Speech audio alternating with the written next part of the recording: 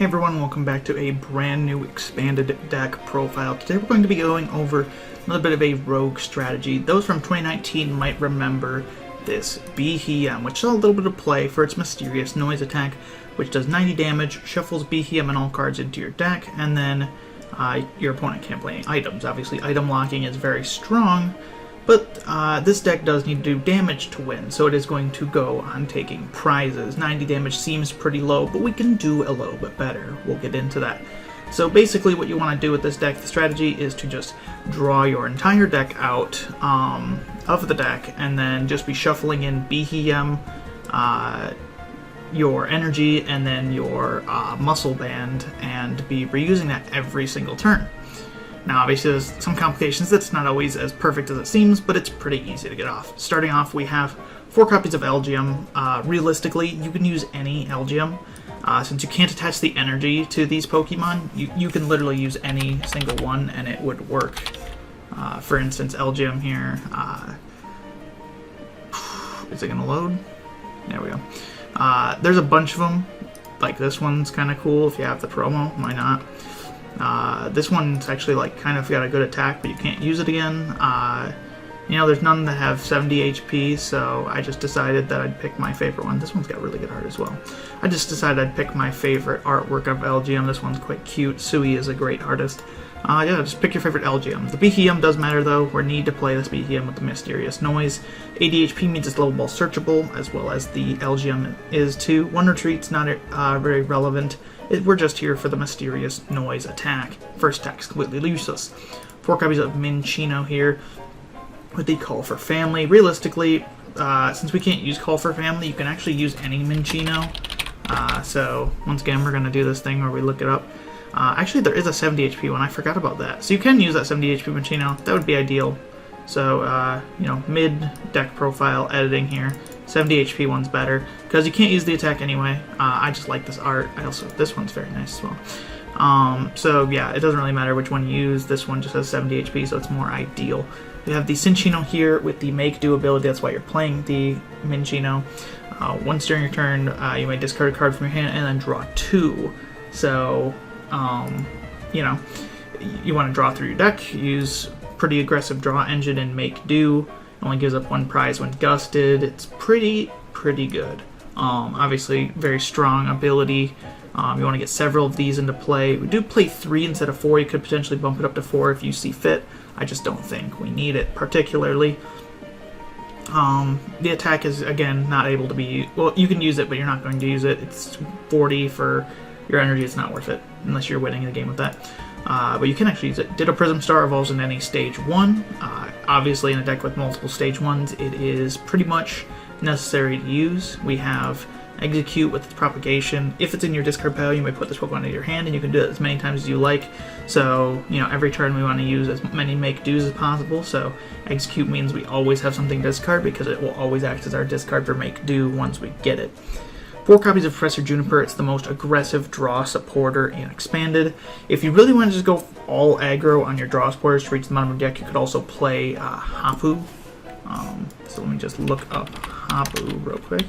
It's been a while since I even thought about Hapu. Look at the top 6, put 2 of them in your hand, discard the other cards. It's a little more powerful version of Sage's training from back in the day. Juniper, though, gets 7 cards, the most aggressive one in Expanded. I figure that 4 is probably fine. You don't really need Hapu, in my opinion, at least. Sadly, we also didn't get that full art Hapu that came over here. 2 copies of Lusamine. Put 2 in a combination of supporter and stadium cards from your pile to your hand. We're going to want to keep stadiums that would hurt us out of play, and also keep getting our supporters back once we have the lock established. We do a Burst Seeker, but Lusamine means we can infinitely loop these supporters. It's pretty good. What do we want to infinitely loop? For 1 Cyllene, flip 2 coins, put any number of cards up to the number of heads from your pile into your deck. Sometimes if your opponent's able to gust in the midst of the lock being set up, that can cause problems if they gust a Cinccino and take it out of play. So Cyllene guarantees that you can keep on looping these pieces, as well as being used to loop more dolls after they have been knocked out. 1 copy of Guzma allows you to switch your opponent's benched with their active, and then you switch your active with one of your bench, so it's good gusting and being able to reuse it with Lusamine.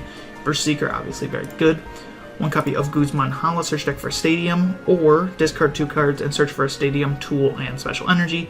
The tool and special energy are the most important part of this deck and are hard to find, so a lot of times you're going to be using that effect early on to hit while you're setting up the full deck combo. One copy of Koga's Trap. This is something I've only tested a few games with, but it's been pretty good. So it confuses and poisons your opponent's active. So you can potentially buy a turn. You want to only do this if you have a Lillie's Pokédoll active. But if you use your Mysterious Noise, go into a Lillie's Pokédoll, you then want to Koga's Trap, and it adds some extra damage to your attack, and it also makes it so your opponent might fail the attack. And if they fail the attack, you can reuse the Lillie's Pokédoll by putting it on the bottom of your deck, and then hit with another Mysterious Noise. Careful not to reuse too many dolls and throw off your drawing and miss a piece, but it is a very good combo if you can just even once force your opponent to fail an attack. The damage adds up from the poison as well, so it's been very good. Could potentially run, instead of Chaotic Swell, you could potentially run Burbank City Gym. I don't think it's necessary though.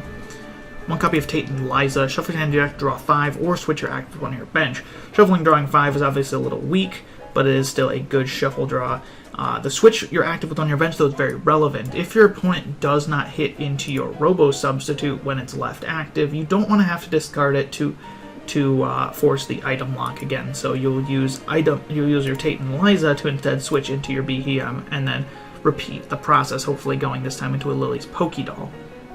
4 copies of Level Ball searches all your Pokemon with 90 HP or less, aka everything in the deck.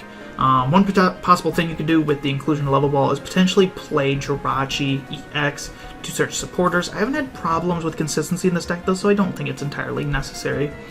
3 copies of Nest Ball. Search your deck for a basic, put it onto your bench. Just great for getting basics out early on. Doesn't search your Exeggcute or anything like that.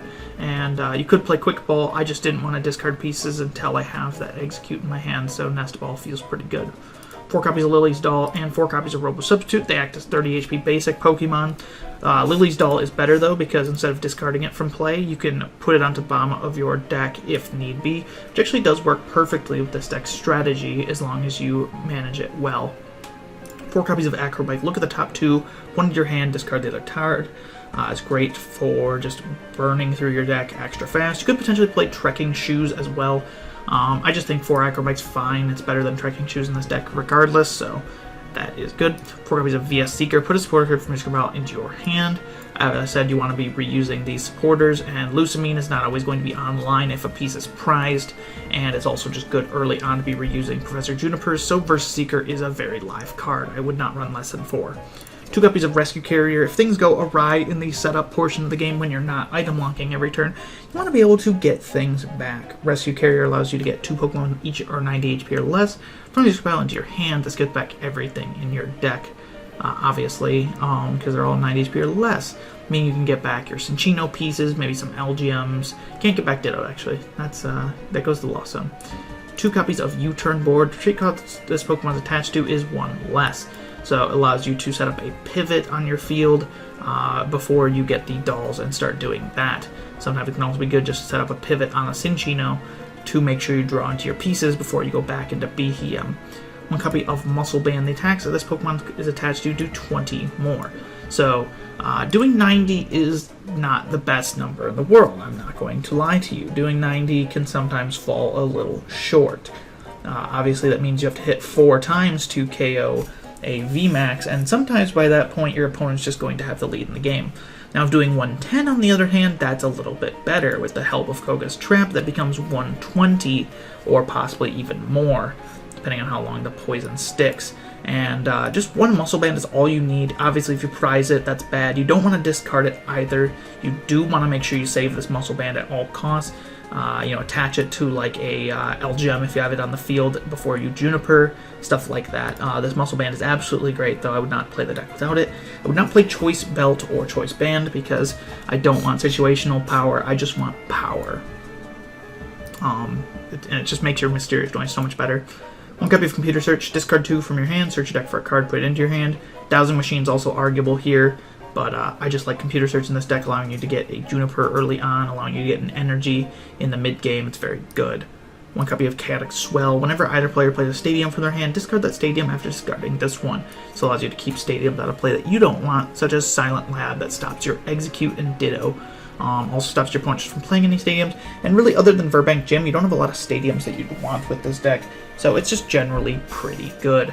And then our energy is to pay for the Mysterious Noise, so that's 3 colorless. How do we pay 3 colorless? We play it with triple acceleration energy. Can only be attached to an evolution, that's why I said they can't even use it on the basics. Provides 3 colorless, and then, yeah, just provides 3 colorless. And then at the end of your turn, you discard it usually, but because of Beheeyem shuffling into the deck, it actually does not discard it, it goes back into the deck with Beheeyem. So, just kind of a looping deck. You're going to put your opponent on the back foot. Unsimilar and similar to the Minccino deck I played the other day. Minccino has a higher damage cap potential due to the fighting support, but the problem is that you're not just slowing your opponent down in any way, shape, or form, which does suck because your opponent can just gust you repeatedly over and over again. That deck has a lot of flaws. This deck is a much better version.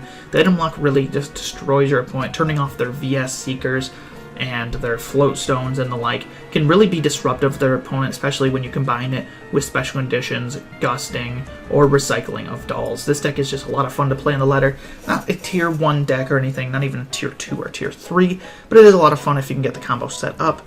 And, you know, have some fun in the expanded ladder. Let me know how it goes. If you want to make some adjustments to this, this deck is, of course, all of my lists are very fluid. I am not a perfect deck builder, and I admit that. I build things with biases. So, anyway, as long as you use Professor Juniper or Research Juniper, if you use Professor's Research Magnolia in your deck, you are a weirdo, and you should reconsider your life decisions. Yeah. Thank you guys so much for watching. If you like my deck profiles, check out some other ones that I make on the channel. If you like tabletop, I make that stuff too.